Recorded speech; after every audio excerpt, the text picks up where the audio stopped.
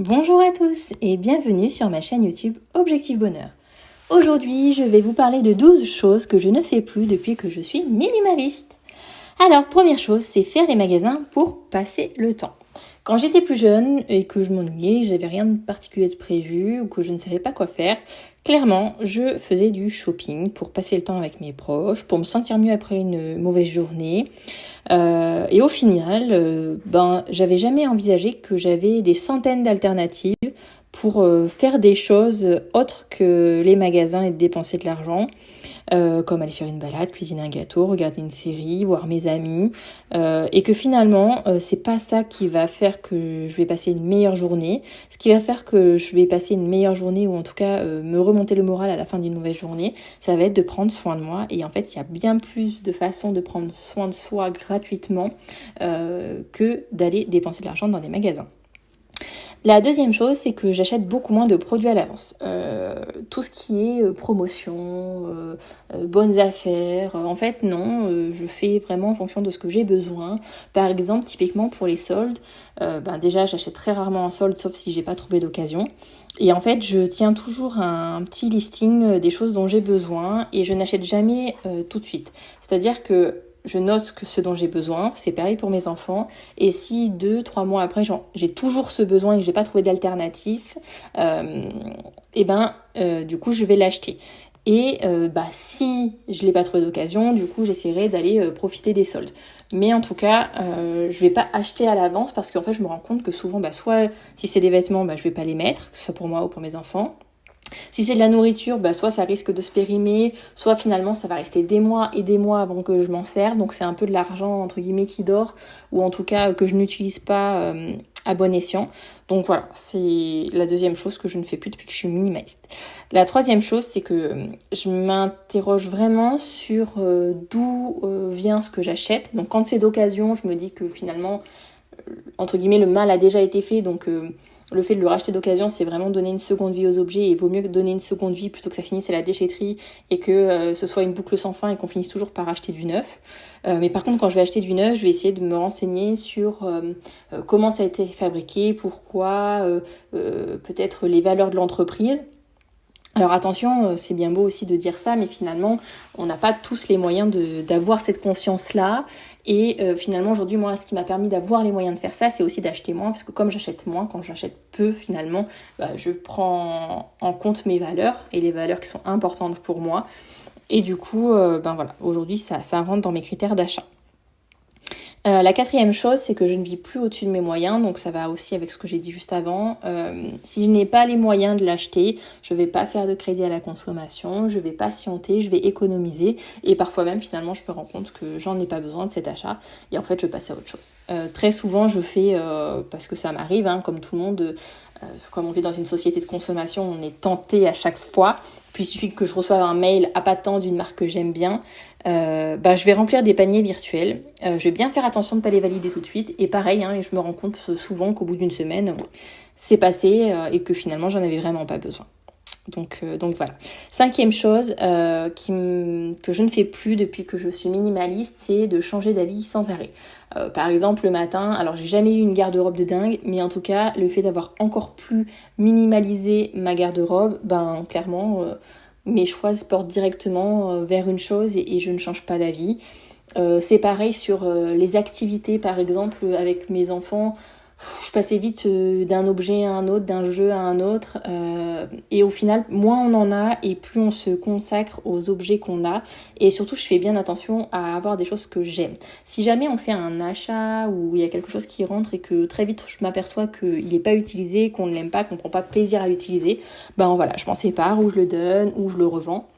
Mais en tout cas, ça ne sert à rien de le conserver chez soi, et puis du coup, encore une fois, ça va me permettre de faciliter mes choix.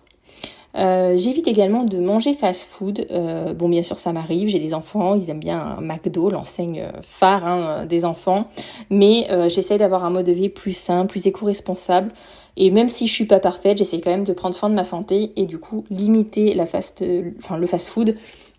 Clairement, c'est très très important. Septième chose, mais j'ai commencé à vous en parler tout à l'heure, c'est d'acheter impulsivement. Donc pareil, dès que j'ai besoin de quelque chose, je réfléchis à mon besoin, est-ce que je peux pas faire autrement, comment je pourrais faire autrement, est-ce que je l'ai pas déjà, est-ce qu'on peut pas me le prêter. Voilà, je me pose tout un tas de questions avant d'acheter, et au bout d'un moment, si effectivement j'en ai vraiment besoin, du coup je passerai à l'action en privilégiant l'occasion, bien sûr. Huitième chose, ça va être surtout je passe plus mes week-ends à faire du ménage. En fait, avant, je me laissais complètement déjà déborder. Je faisais pas grand-chose la semaine. Et du coup, je faisais tout le week-end, sachant qu'en plus, le week-end, j'allais faire les magasins. Donc clairement, j'avais très peu de temps pour des moments de qualité. Alors qu'aujourd'hui, comme je fais, j'ai une routine. D'ailleurs, si vous voulez aller voir, la vidéo s'appelle Organisation minimaliste. Optimiser votre quotidien. J'ai vraiment une routine où tous les jours, je fais des petites choses. Et du coup, le week-end, finalement, ça me prend 1 heure de nettoyage, voire 2 maxi dans tout le week-end. Mais en tout cas, je ne consacre plus mes week-ends à ça. Et clairement, ça fait un bien de dingue. Aussi, je gaspille énormément moins de nourriture. Avant, comme je faisais pas de menu, j'achetais en fonction de ce que j'avais envie. Je regardais même pas mes besoins, donc ce qui faisait que j'allais faire les courses des fois tous les 3 jours ou tous les 2 jours. Mais sauf que comme c'était vraiment sur de l'impulsion, en fait, j'en consommais la moitié, puis après le reste, ça finissait à la poubelle. Et clairement, aujourd'hui, je me dis que c'est juste plus possible. Faut que je pense à la planète.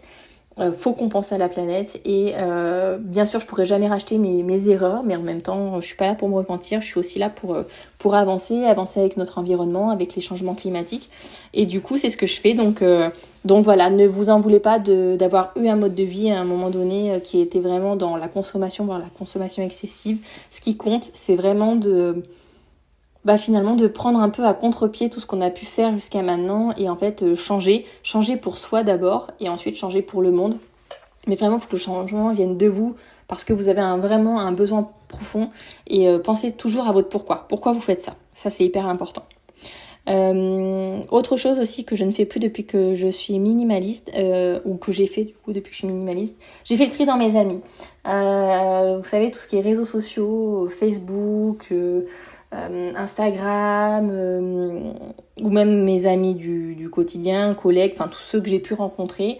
Vous voyez, des fois j'avais des amis que j'allais voir 1 fois par an de temps en temps, histoire d'eux, pour garder le lien. Et aujourd'hui je me rends compte que finalement, si on se voit si peu, alors parfois c'est parce qu'on peut pas, et qu'on n'a pas le temps, et qu'on habite loin, mais en tout cas j'ai gardé vraiment les relations à qui je peux apporter et qui m'apportent en fait, où vraiment je prends plaisir à être avec ces personnes, où je sais que j'ai partagé des moments exceptionnels, ou en tout cas des moments simples de la vie, et ça me suffit. Et en fait je me dis que moins c'est mieux, et que ça sert à rien d'avoir des faux amis, ou d'avoir finalement d'accorder son amitié, son amour à des personnes qui ne le méritent pas toujours. Donc vraiment faites du tri, et clairement vous allez alléger votre quotidien.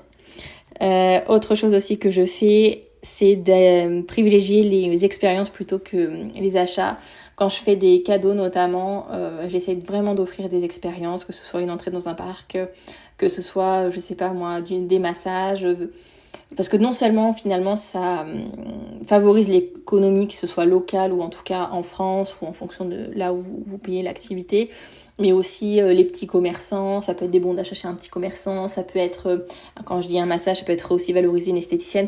Voilà, je me dis, on a vraiment beaucoup de choix aujourd'hui sur des loisirs, des activités à offrir, plutôt que des objets qui finalement ne resteront pas dans le temps. Et si je vous demande ce que vous avez eu à votre anniversaire pour vos 12 ans, il y a de fortes chances que vous en souveniez pas, ou peut-être que vous allez vous rappeler d'un cadeau hors du commun parce que vous l'avez vraiment voulu plus que tout, et que vous l'avez attendu longtemps. Mais en tout cas, on se souvient pas de tous les cadeaux qu'on a reçus. Donc clairement, je crois qu'une expérience vaut bien 1000 cadeaux, et que vous vous souviendrez toujours plus d'un saut en parachute que une poupée ou qu'une petite voiture qu'on vous aura offerte. Autre chose, et ce sera la dernière que je fais, que je ne fais plus, surtout depuis que je suis minimaliste, c'est de me laisser déborder par les emails. J'ai pris un réflexe, c'est qu'à chaque fois que je reçois un mail qui s'apparente à de la pub, à de la tentation, à ce qui pourrait me tenter sur une société de consommation, clairement je me désabonne. Et du coup, ce qui fait qu'aujourd'hui, j'ai pas une boîte mail avec 10 000 mails en attente, ce qui était le cas sur une ancienne adresse mail pour le coup. Et en fait, c'est vrai qu'on coche souvent je suis d'accord pour recevoir parce que ça fait partie des conditions obligatoires. Mais clairement, après, on se laisse déborder. On sait même plus où sont nos mails importants. C'est noyé dans la masse. On arrive à perdre des mails justement importants. Donc voilà, je me laisse plus déborder et ça, c'est vraiment un grand bonheur.